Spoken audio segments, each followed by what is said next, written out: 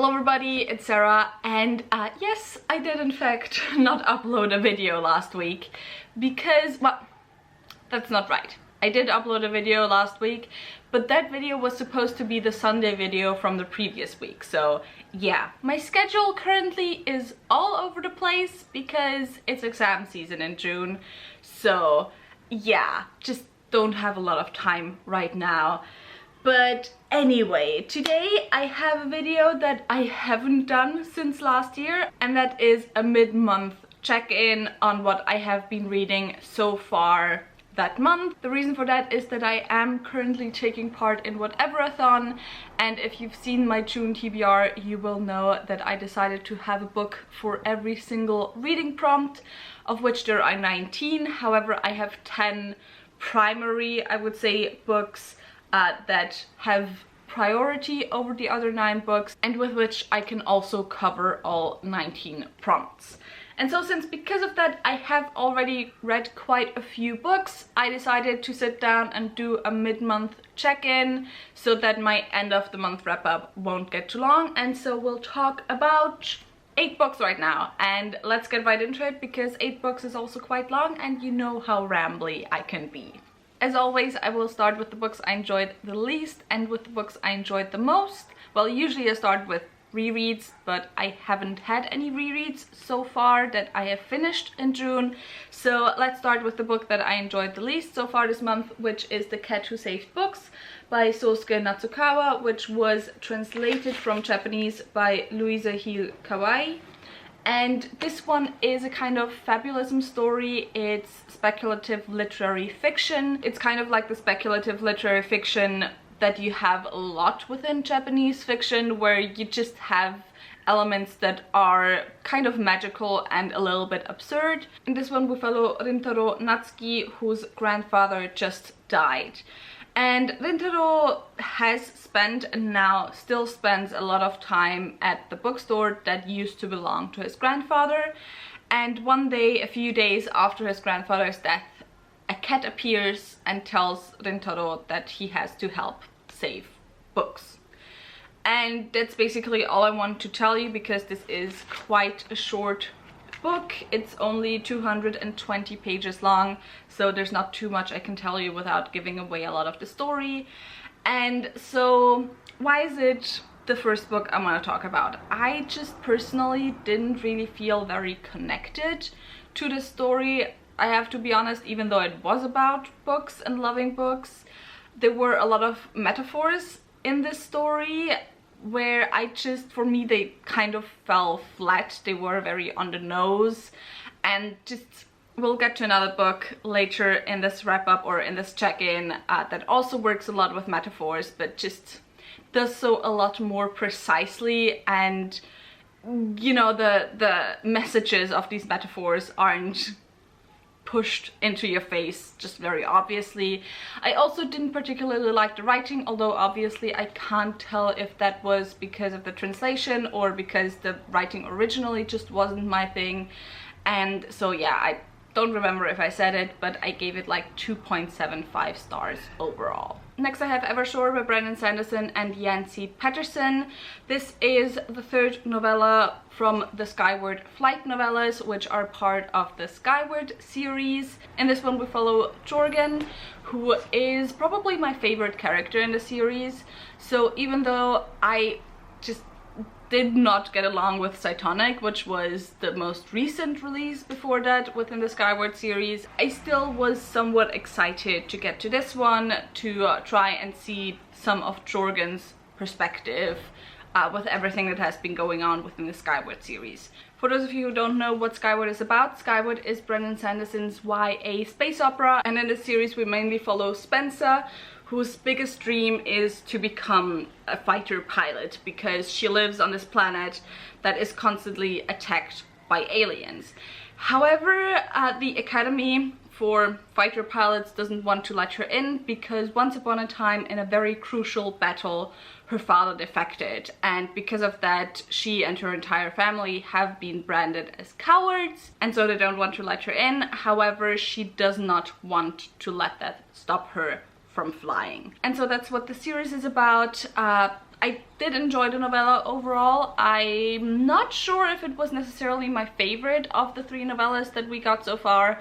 However, this did something that I personally really don't like with novellas, because for me, when it comes to novellas within series, I think novellas should be something that is added, that adds to the story maybe a little bit, but that's not crucial to the story, where you don't need to read the novellas to understand the main storyline and the main plot of the book. So novellas for me are something where maybe you get to see a perspective of characters where something is going on which really isn't important to the main plot, where you maybe get some backstory to characters that you don't know a lot about, that just doesn't have space within the main story, and those type of things. However, what Brandon Sanderson does with his novellas is that his novellas are crucial, maybe even the most crucial, to the entire story, and they are just really important to read to understand the main story. And so yeah, while I enjoyed the story itself, it's just something that I don't really like about Brandon Sanderson novellas. So the next book I have is Nettle and Bone by T. Kingfisher. This is, I would say, a modern dark fairy tale. It is not a retelling, however, it is written as a fairy tale. And in this one we follow Mara, who is princess to a very small kingdom, who has been growing up for the past few years, maybe even over a decade, in a convent.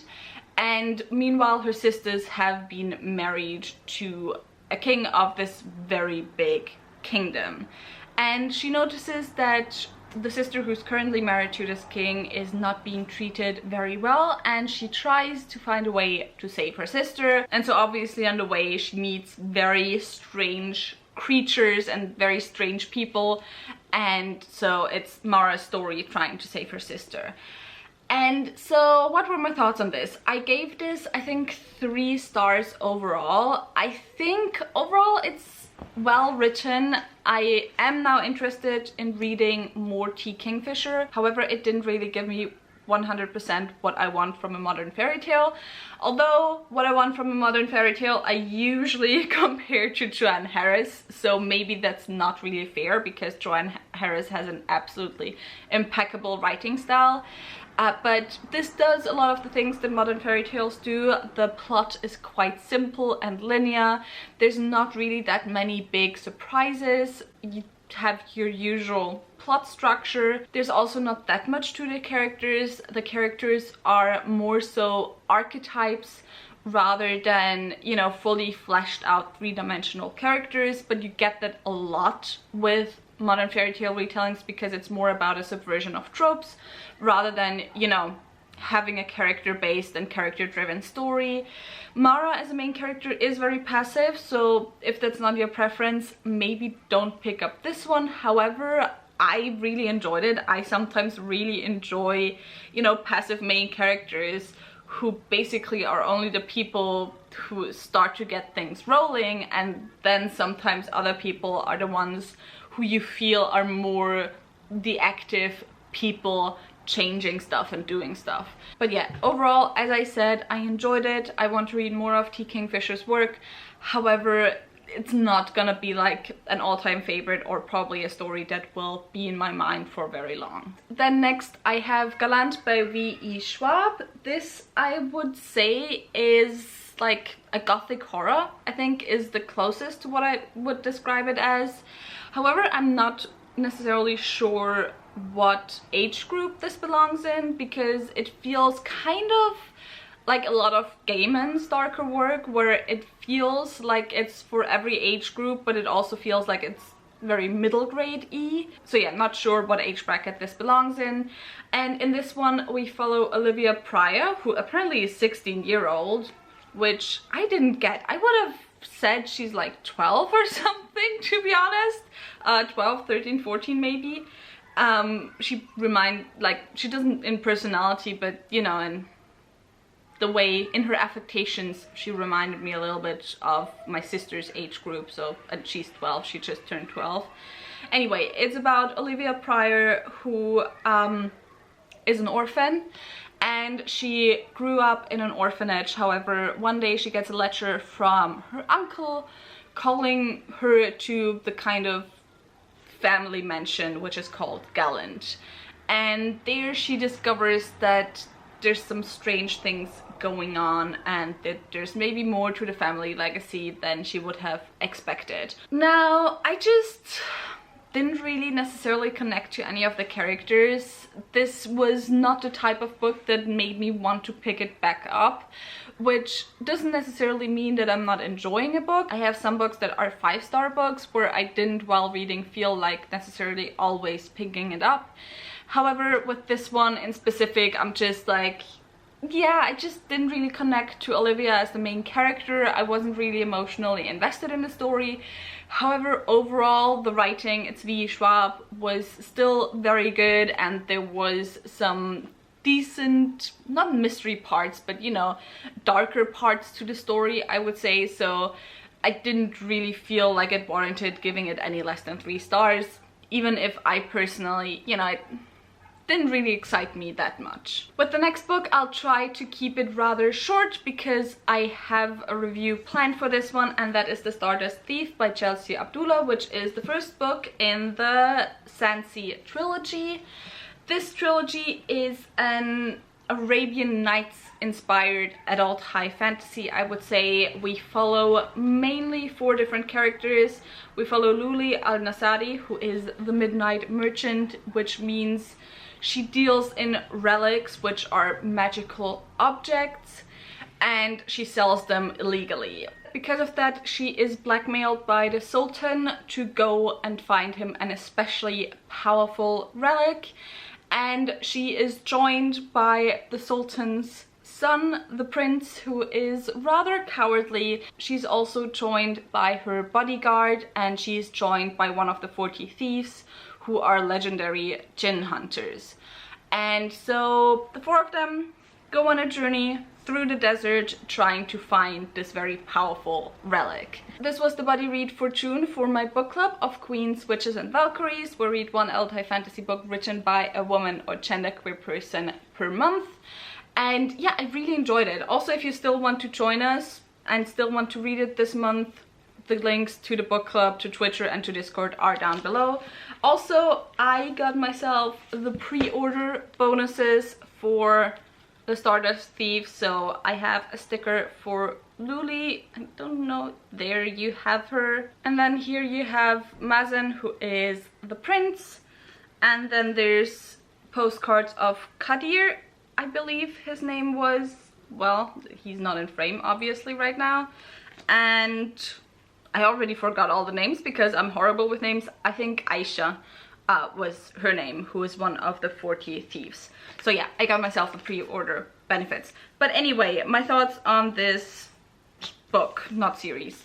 I really enjoyed it overall. I think this is one of those books that maybe sometimes, once again, falls into this category of adult fantasy that is written a little bit on the younger side, and it has a lot in common from the vibes with YA. I do really enjoy those types of fantasies because, you know, I get my fast-paced writing style that I get from YA a lot of the times, which sometimes I am in the mood for, not always. A lot of times I do prefer a rather dense writing style, but in this case it was perfect while still getting the depth that an adult fantasy can give me, which it can give me more than YA, because as I always say, it's all in the words. You have more words in adult fantasy, so obviously you have more depth to the story because you have more time.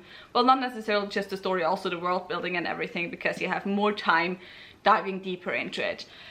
But yeah, I will keep it at that, saying that I really enjoyed it because, as I said, I will have a full review up and my battery is currently blanking, so let me change the battery before I get to the last 2 books. So the last 2 books I have are 2 5 stars that I had this month, and I honestly couldn't tell you which I enjoyed more, so this order is out of the window. I enjoyed both of these for very different reasons, so it's not really comparable if I enjoyed one more or the other.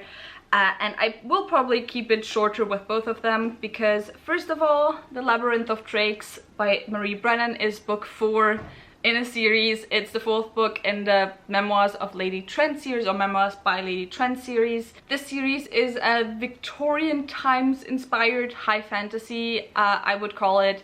And we follow our main character, Isabella Cumhurst, who is a woman, first of all, and she has her big dream to become a naturalist studying dragons.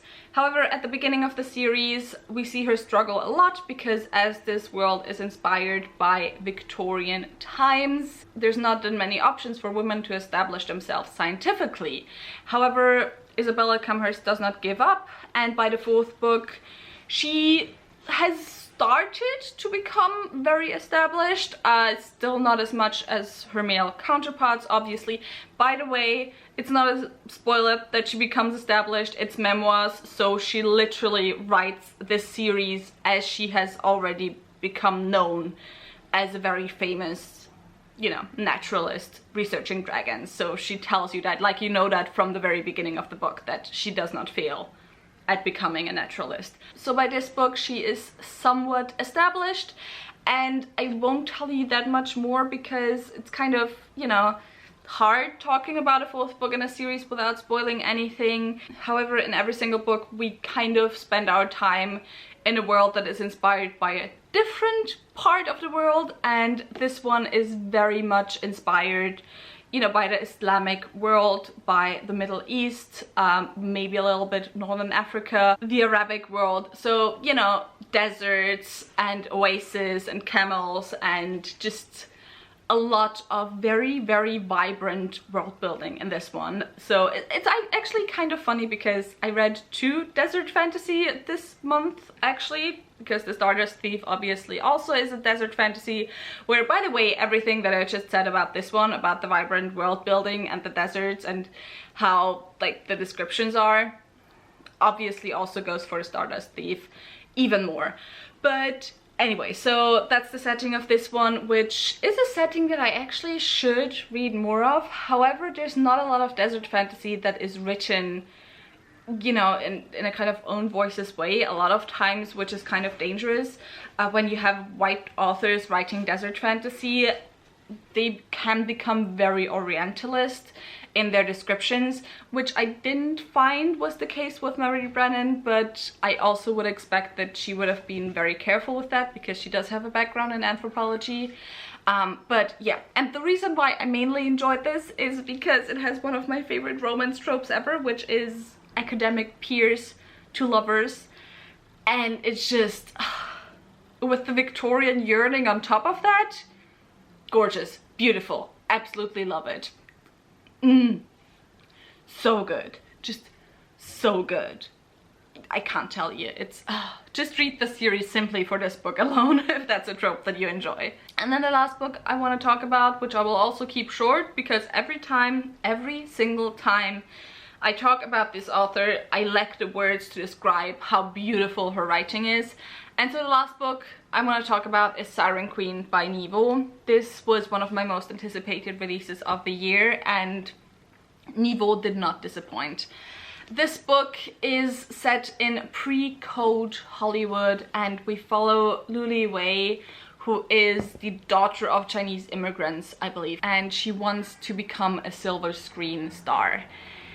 And yeah, it's kind of very fabulism. I would dare, in this case, also say magical realism, because in the case of this book, the magical elements very much are used to deconstruct oppressive systems that, you know, were good for white people but not so good for non-white people. And I don't know how to describe this book. Like, this book is the perfect proof for me why it's not hard magic system over soft magic system ever. Because with this book you see how important it is to have the best magic system for the story. And in this case, it is soft magic, because the magic is there to serve as metaphors, to serve to make a point, and just with every single sentence and every single thing that happens, there's just so many layers to it. And it's just, also this is sapphic, by the way, just as an aside.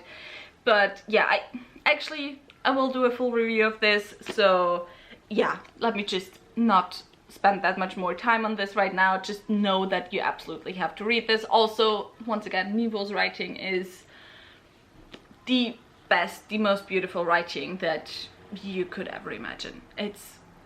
She's just, there's very few authors where I'm like, this isn't just beautiful writing or beautiful storytelling. This author is in a league of their own. Nivo definitely is one of those authors. And with that being said, this was a long video anyway, even though I wanted to make it shorter for my wrap-up, end of the month wrap-up. But yeah, I guess otherwise my end of the month wrap-up would have been even longer. And so if you have any thoughts on any of the books I talked about, leave them in the comments down below.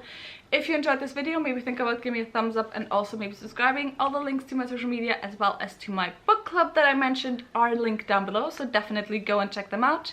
And I hope I'll see you soon. Bye!